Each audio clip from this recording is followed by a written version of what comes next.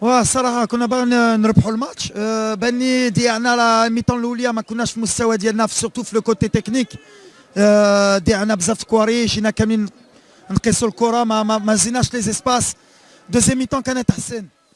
تعلمنا بزاف من هذا الماتش. جربت نشوف واش نقدروا نلعبوا بجوج 10 في ميليو تيران، ندخلوا شويه الميليو تيران بحال بانت اليوم صعيبه. جرينا بزاف، ما كناش اون بلوك. بالحق يا يو دي بون شوز ان دوزيام ميطون. لعبنا الكره ديالنا افيك بلوس دو ريتم، لي شونجمون عاونونا حتى هما.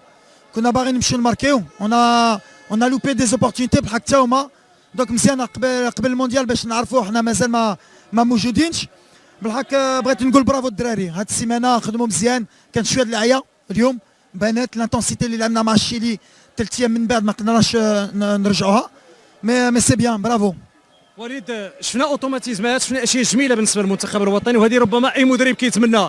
وليد، جوج ديال اللقاءات وصلت الافكار ديال وليد للمجموعه ديال المنتخب الوطني، شنو تقول على هذه الامر؟ لا وصلت، بغينا نلعبوا الكره بالحق. اون برون ترو دو ريسك و دو طون طون عندنا دي ديشي تكنيك.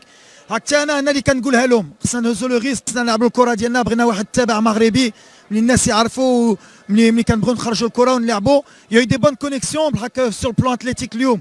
في لو بلان دو ريتم اون مانكي دو بويسونس. سي وليد، الجمهور المغربي تفاعل معك، الجمهور شجعك اليوم فرحان، حتى بالرغم من النتيجه ديال التعادل اللي كنلاحظوا انه جمهور سعيده وكتعطيكم اشارات اللي زوينه قبل المونديال. لا الصراحه الجمهور كبير، جاو يساندونا هنا وفي برشلونه. بغيت نقول لهم شكرا. حتى في المغرب حسينا بالجو اللي غادي معنا، ان شاء الله يساندونا حتى المونديال. بغينا نفرحوهم ان شاء الله. الدراري موتيفي كيتقاتلوا حتى وكل شيء، وهادشي اللي بغينا ان شاء الله، ونكونوا في مستوى في المونديال اللي ما غاديش يكون سهل بحق. غنحطوا الماكسيموم. الان جوج ديال اللقاءات، شيلي اليوم كيفشنا من باراغواي، واش يقدر يكون شي لقاء اخر؟ خصوصا الان كنعرفوا بان وليد كان كيتمنى يلعب 3 ديال المباريات.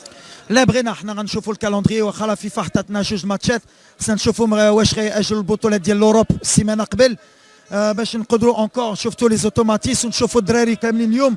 مازال كاين خدمه، مي ان شاء الله غيكون خير. غنزيدوا نخدموا بلا فيديو، غنسافروا، غنهضروا مع الدراري. هاك ليتا ديسبري مزيان، ما تلقوش، ما ماركاوش علينا، ما خسرناش، حنا غاديين ان شاء الله. اذا وليد، كخلاصه راضي على المجموعه، خصوصا اللاعبين اللي شفنا، حكيم سياش، يعني كل الاسماء بينات من خلال هذه ديال المقابلات انها بغات تستعد بواحد الشكل كبير بالنسبه للمونديال قطر في 22. لا الجروب بوزيتيف، شفتوا رجعه ديال حكيم ديال مزراوي، بوفال في مستوى. بالحق كان خصنا نحتوا بزاف دو طون جو تاع الدراري، نشوفوا دراري جدادين باش نحترم حقهم. سي دي ماتش اميكو اي ان ميم طون ما عندناش الوقت. بالحق اون سادابت و اون فا با سو بلاند. اللي مهم هي ربحنا، درنا التعادل، دابا غنرتاحوا. المباراة التي جرت على أرضية ملعب بينيتو فيار مارين في إشبيلية شهدت ندية كبيرة بين الطرفين، وكانت الفرص الأخطر لفائدة زملاء أشرف حكيمي، لكنهم فشلوا في هز الشباك لتنتهي المباراة بالتعادل دون أهداف. وللحديث عن هذه المباريات التحضيرية للمنتخبات العربية ينضم إلينا من الكويت محلل قنوات بين سبورت سعد الحوطي. سعد، مساء الخير، أهلا بك معنا. دعني أبدأ بفسات. المغرب تعادل بدوره مع منتخب باراغواي، المباراة الثانية لوليد الركراكي. منتخب المغرب رغم التعادل كان أفضل من منتخب باراغواي، فاز في المباراة الماضية، المباراة الأولى للركراكي على منتخب تشيلي، وقدم مستوى كبير. قرار وضع أو الاعتماد على الركراكي كان قرار صائب وإن كان متأخر نوعا ما. أتصور أن الجهاز الإداري أو اتحاد الكرة المغربي يعرف مدى أهمية هذا المدرب بالنسبة للفريق.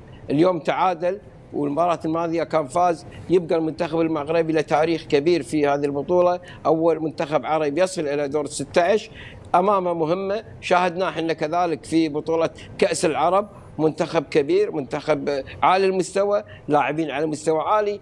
مباراة كأس العالم تختلف من ناحية الإعداد ونقول احنا الأداء عن المباريات الودية. ولا تنسى أن في بعض اللاعبين ممكن يخافون الدخول بقوة لا تحصل لهم إصابات أخوي جهاد، صحيح، لأنه قادم على مسابقة، ولذلك ممكن اللاعب يلعب بحذر وليس بكامل قوته، لأن كل لاعب يتمنى أنه يشارك في هذه المسابقة، مسابقة كأس العالم من كرة القدم. سعد الحوطي محلل قنوات بين سبورتس، كنت معنا من الكويت، شكرا جزيلا لك. تحدثنا على جماهير المنتخب التونسي، من الجماهير المتعودة على كأس العالم أيضا جماهير المنتخب المغربي. اكيد تاريخ طبعا تاريخ اكيد. لا اكيد الجماهير المغربيه كذلك لا تقل حب وكذلك تشجيع لمنتخبنا، خاصه المنتخب المغربي لديه تاريخ ونجاحات على مستوى كاس العالم. بالرغم اليوم لما نتكلم عن المغرب في اطار فني مغربي شاب وليد الركراكي بعد النجاحات اللي قام بها على المستوى المحلي داخل المغرب، فمنح ثقة كاملة لتسلم مقاليد المنتخب المغربي. وأنا أحيي هنا الجامعة المغربية لمنحه الفرصة كمدرب شاب. قام كذلك ببعض استعادة بعض نجوم المنتخب المغربي اللي كانوا مستبعدين عن طريق خليل وزيتش، فنتمنى نجاح اللي هي مجموعتهم حقيقة صعبة للغاية، لكن لا نشك أن المنتخب المغربي لديه الخبرة مع مدرب شاب نتمنى له نجاح. والجماهير المغربية أكيد ستكون مع الجماهير التونسية والجماهير العربية القطرية والسعودية، جو يكون ممتاز إن شاء الله. العربي المعتاد. طيب إلى الجماهير المغربية مع الأخضر النوالي. دأبت الجمعية المغربية لمشجعي أسود الأطلس على شد الرحال للميادين لمناصرة الأطالسة. تعود المشهد على الرموز الحمراء والخضراء وعلى الحناجر الصادقة لرفع همم سفراء الرباط ما قبل مونديال قطر. التحضيرات تتم بحماس للذهاب إلى الدوحة. هذه فرصة المغاربة كاملين. حنا دابا تنستعدوا ان شاء الله باش نمشيو ان شاء الله لقطر البلد ديالنا ثاني، حتى نصبروا قطر في بلادنا، ما نعتبرش بان نمشيو بلد اجنبي. وقطر وفرت جميع الظروف التقنيه ومسائل ديال السكن والملاعب مصايبين تقنيه عاليه. وقطر كتمستعده تقريبا هذه قبل سنه ونظمت تظاهرات تجريبيه وبرهنات على انها باستطاعتها، وان شاء الله يكون هذا كاس العالم احسن في التاريخ ديال التنظيمات ديال كاس العالم. التحضير للالتحاق بقطر لتشجيع الفريق المغربي فريق الاسود. بطبيعه الحال الامور ميسره من طرف الدوله المنظمه، واللي تيسرت له الامور ونجح انه يكون في اي مكان غيكون شيء جميل. والى ما تحتش الفرصه وما تحتلوش الظروف التشجيع غيكون بالقلب بطبيعه الحال. مساندة الكتل الجماهيرية لمنتخبها المغربي ستحمل معها الثقافة الرياضية المحلية مشمولة بالأهازيج الأخاذة والأناشيد الجياشة. مونديال قطر سيكون أيضا استعراضا لرابطة الأسود مع مناصريها. طبعا الآن نرحب بالكابتن حسين عموتة، النجم السابق صاحب تجربة طويلة في دولة قطر مع نادي السد، لكن أجملها بالنسبة لي أنا أكيد تجربة نادي قطر، الفوز مع نادي قطر بالدوري وأيضا في كأس ولي العهد، المدرب الحالي نادي الوداد وأيضا المنتخب المغربي الأولمبي. كابتن حسين عموتة أرحب بك، وسؤالي الأول عن التجربة والقدرة على التنسيق وعلى إدارة فريقين كبيرين، كان المنتخب الأولمبي أو نادي كبير مثل الوداد. تحية لك كابتن. مساء الخير كابتن سعدون، ومساء الخير الحضور يعني الكريم اللي موجودين معك.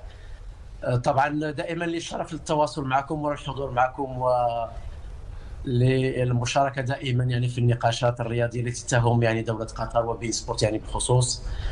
صحيح انه المسؤوليه الان اصبحت اكثر صعوبه باعتبار انه تفكيرنا يعني مشتت ما بين المنتخب الاولمبي اللي عنده اكراهات انه يكون متواجد بالالعاب الاولمبيه في باريس، وخاصه انه المغرب سيستضيف بطوله افريقيا الاقل من 23 سنه ان شاء الله في شهر 6 المقبل، وبالتالي لا يسمح لنا الا بالتواجد ان شاء الله مع الكبار ومع الاوائل. يعني احنا هدفنا هو الوصول للمباراه النهائيه. في نفس الوقت حتى الاتحاد المغربي اسمح لي